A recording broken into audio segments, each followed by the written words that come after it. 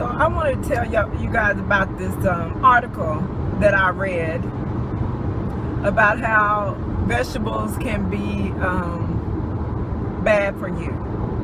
You can eat too many vegetables. You can have too much vegetables. Let me do this. Okay, the article basically says, I think the name of it is 10 Reasons to Say No to Kale, but it's basically telling you how quote unquote dangerous consuming vegetables can be. On the last paragraph of the first page, you know the first page is the main thing, right? So in the closing paragraph, it literally says, even if you're healthy, it could be dangerous. Dangerous is the word that they use, dangerous. I was like, well, let me see what they're talking about, okay? Because this is my common sense, which is clearly not common anymore, tells me that this is bullshit. So I was like, let me see what Farmco has in store for you people today. Let's see what they're going to con you into thinking you need for them to make more money. I flipped the page, so I said, let me see how this works out. Even if you're healthy, they want to say even if you're healthy, it's dangerous. Okay, so I flipped the page to see what the first thing was. The first thing they said, if you're on anticoagulants, which is blood thinners, the vegetables can be bad for you because it could work against the blood clotting abilities of your medication, which I know from firsthand from my pulmonary embolism, deep vein situation. I realized, I had to stay away from green leafy vegetables and legumes and such. So I'm reading this, I'm like, first of all, if you're on anticoagulants, you're not healthy. You said even if you're healthy, but okay.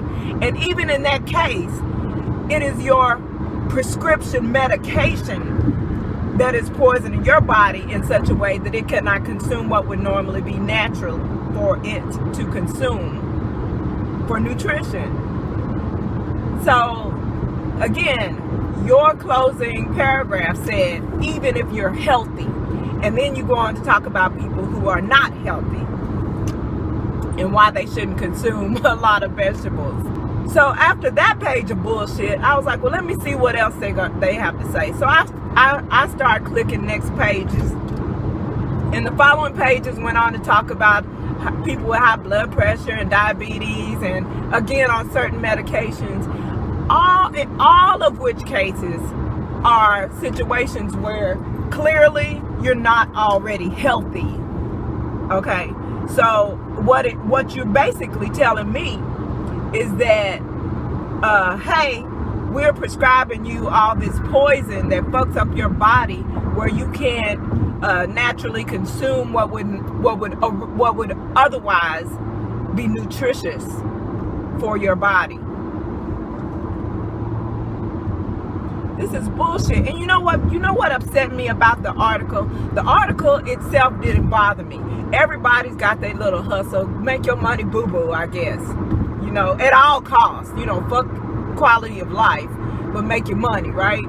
So yeah, it wasn't the article so much that pissed me off as it was that I knew how many millions of gullible people could read that and then go, oh my God, eating vegetables is dangerous for you. So let me go and spread the word. And then they start speaking on, vlogging, making videos and writing blog articles and e-magazine articles in health and nutrition magazines, just spreading this word that vegetables are bad for you. Man, that thing was the biggest crock of bullshit. And that's what pisses me off, is because I know people who have the ability to lead other people are reading this bullshit and just being suckered right into it, man. It's the same type of thing that just makes y'all, just suckers y'all into people like Oprah and Dr. Oz and all. And okay, let me back up on that. I know the stands will come for me if I tell you the truth about one of the people y'all have put on a pedestal. So let me just back up for a minute and go back to this article. that is bullshit, and the main reason why it bothers me, again, not the article, it's bullshit people all over the world that find an audience. So, but it's the audience who then has the ability to influence, you know, thousands of other people who have and will have children. So that bothers me. If you're an adult and you make a decision to be gullible or whatever kind of fucked up you are, or even if you blame it on your upbringing, which is highly likely, you know, not taking responsibility for not deciding to break the cycle, but just, I don't know, just there are so few people in the world now with common sense. It's utterly disgusting, and I watch the children be destroyed by it. So yeah, your body's not going to absorb nutrition like it should and react with it and build your immune system like it should if you're not healthy. And on top of not being healthy, you went to America's health system and got them to throw some pills at you for something. Some chemically prescribed, no shade on medications, you know, anticoagulants saved my life at one point. So, you know, no total shade, because I am shading the general pharmaceutical industry. You know, believe me when I tell you, I worked in advertising for the specific pharmaceutical corner of advertising.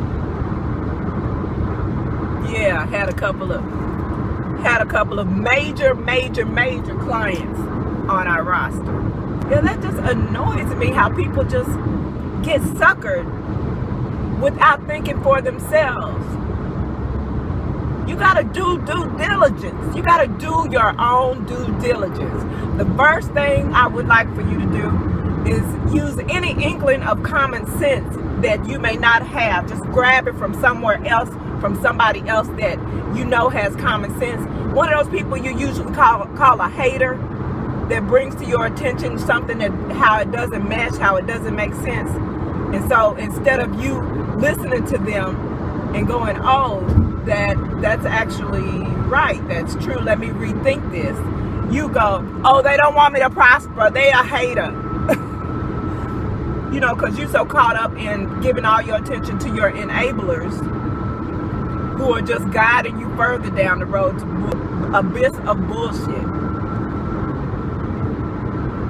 But yeah, this article said that even if you're healthy, it can be dangerous.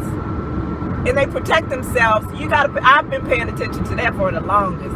In commercials, when they say might be, when they say can't, when they say could be, all those are words to protect themselves if and when they get called out because they just bullshitted you.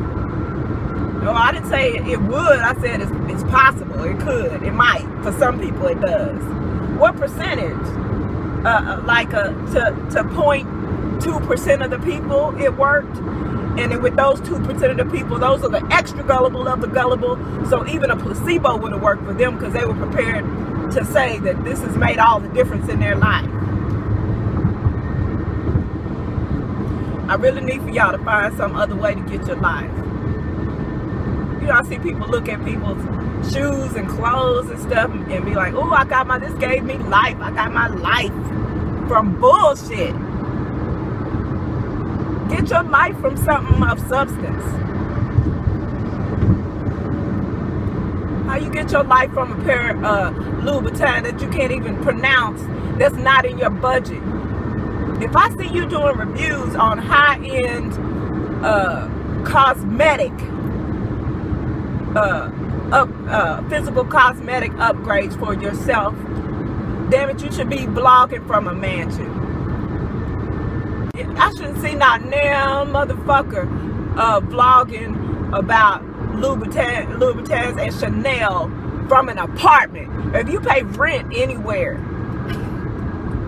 unless your 7-figure condo just happens to look like an apartment, just because that's how you chose, you want to live a meager lifestyle. I have some high-end things, but most of my high-end things, keep it real, are gifts or stuff that I might have access to on the set of something. Perks, if you will. That's why a lot of times when I do my outfit of the day or get ready with me or something like that, whenever I periodically do them, or my shoes or my bags or whatever the hell materialistic things you guys love, I always omit the brand, because I'm like half the people that are in upscale people's comments talking about, oh, where'd you get that? I gotta have that. That's been on my dream list forever. I can't wait to get that. Where can I find this? Blah blah blah blah blah. When you pay a rent, you gotta pay attention to whether whoever you're listening to, whoever you're putting on a pedestal, genuinely has your best interest at heart. Does that person have your best interest at heart if they want you to go pay a couple of $1,000s for some shoes, and you don't have a lifestyle, you're not living, driving the type of vehicle, living in the type of environment where that's a drop in the bucket to you? Now, I'm not saying I don't love to go shopping with my people who can shop like that. I love to go and observe and to help pick out stuff and to look and see what's cute and what's not. I will go in a minute. But our final expenses are going to look different. Their total spend is going to be a lot different than my total spend. But we're going to have a good ass time shopping though.